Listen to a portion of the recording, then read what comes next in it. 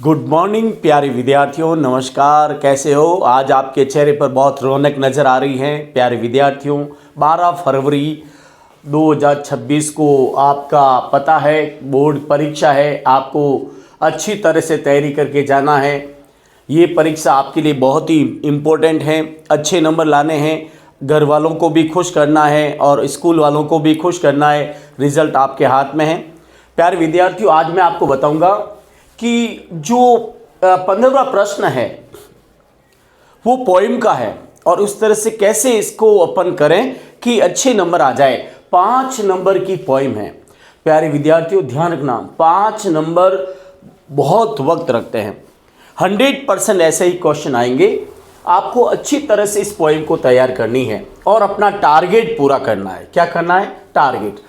12 फरवरी को आपको मेकअप करके जाना है। आपका बोर्ड का एग्ज़ाम है, पता है आपको। दिन गिने चुने रहे हैं। अब आप लापरवाही करना छोड़ दीजिए और थोड़ा सा पढ़ाई पर ध्यान दे दीजिए। आज अपन 5 नंबर की पोइम कैसे आएंगे, कैसे प्रश्न आएंगे और अपन ध्यान रखें। नया पैटर्न आ गए प्यारे विद्यार्थियों। पहले 4 नंबर की पोइम आती थी, अब 5 की हो गई।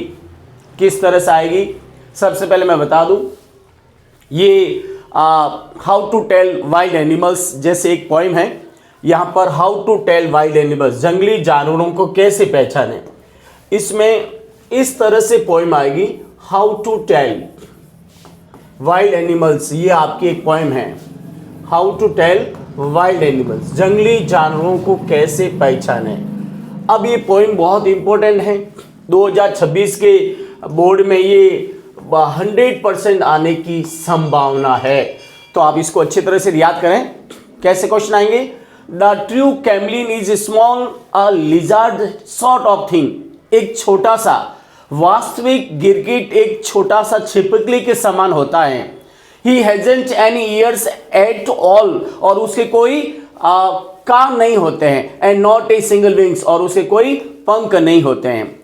If there is nothing on the tree, अगर पेड़ पर कोई नहीं है, this is a chameleon you see. वहां आपको क्या दिखाई देगा? वहां आपको कैमलियन दिखाई देगा। क्या दिखाई देगा? वहां पर गिरगिट दिखाई देगा। अब प्रश्न इस तरह से आएगा, what does the poet compare the chameleon to. और कवि ने और उसकी तुलना कैसे की कैमलियन की? तो कैसे की है? लिजार्ड से। कैसे की है भाई? लिजार्ड से। और एक प्रश्न ऐसा आएगा, who is the poet of this poem. इस कविता का कवि कौन है? तो आपका 1 नंबर का ये प्रश्न है। प्यारे विद्यार्थियों, ध्यान रखना, एमसीक्यू का एक प्रश्न आएगा पोएम में। ये नया पैटर्न शुरू हुआ। 1 नंबर आपके हाथ में फोगट में है। What does the poet compare the chameleon to.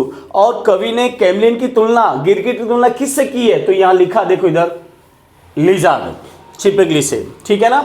अब आगे चले अपन। तो आगे प्रश्न आएगा, read these lines and tell about the physical appearance of a chameleon. Chameleon की शारीरिक बनावट कैसी होती है वो बतानी है। तो बहुत इजी है। The chameleon is a small like a lizard. गिरगिट एक छोटा छिपकली के समान होता है। लिजार्ड का मतलब छिपकली।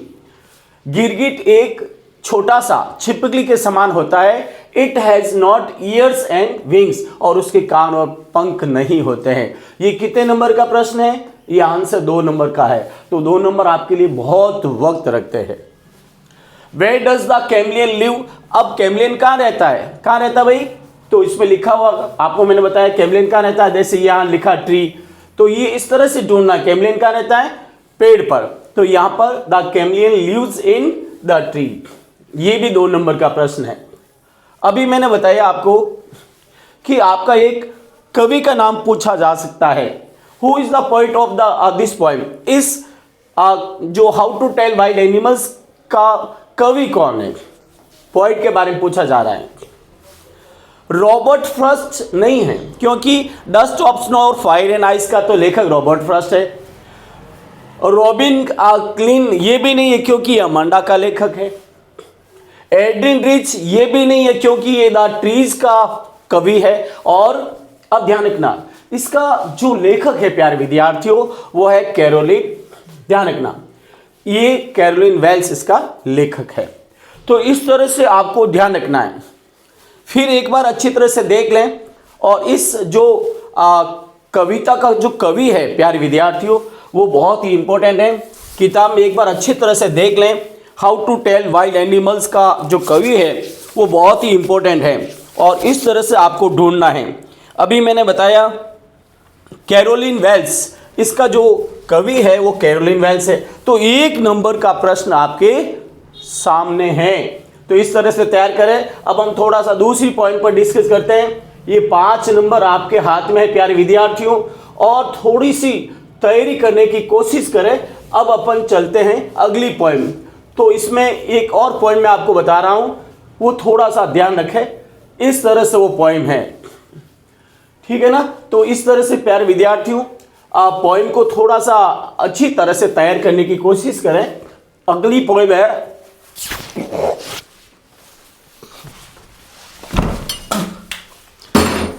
अगली पॉइंट प्यारे विद्यार्थियों ध्यान दें। ये कैमलिन के बारे में मैंने आपको बता दिया। अब आपको एक और पॉइंट मैं बता रहा हूं, थोड़ा सा इस पे ध्यान दें। ये पॉइंट कौन सी है ध्यान रखना। तो अच्छी तरह से आप ध्यान देंगे तो आपको समझ में आ जाएगा।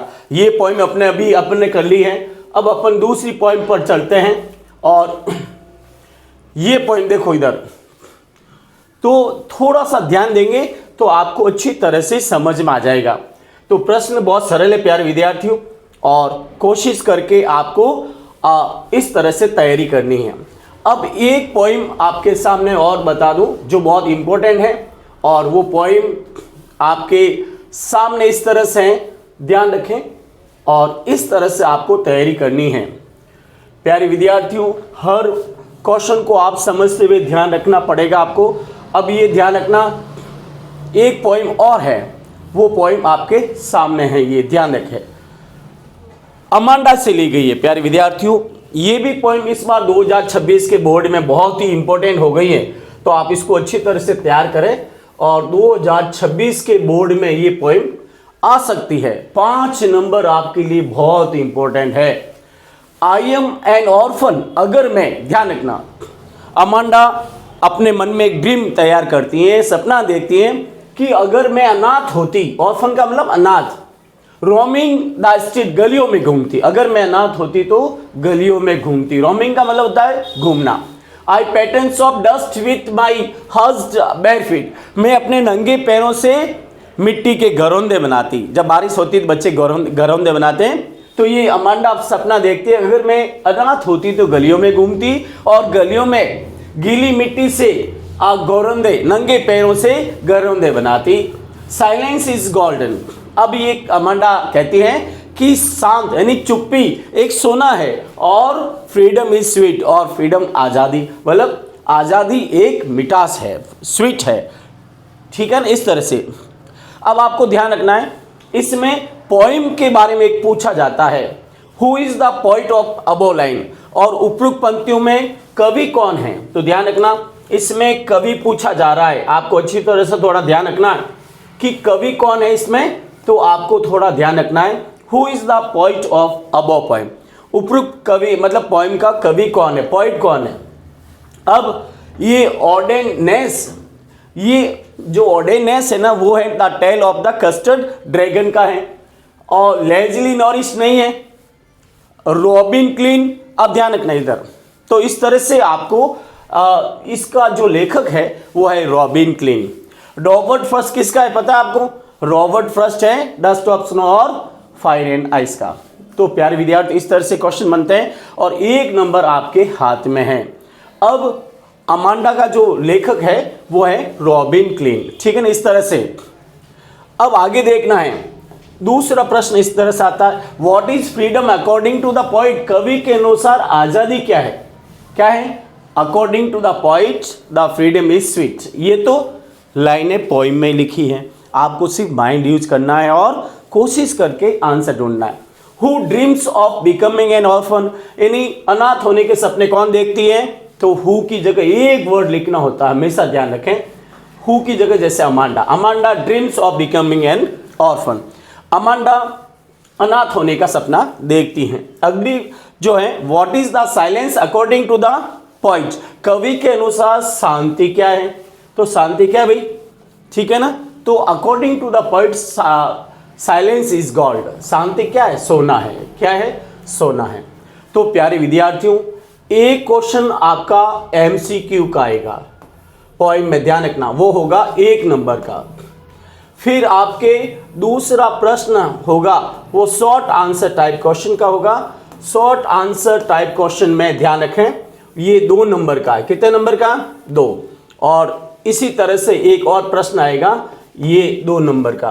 तो आपको पोएम अच्छी तरह से 1 + 2 + 2 = 5 ये आपके हाथ में है।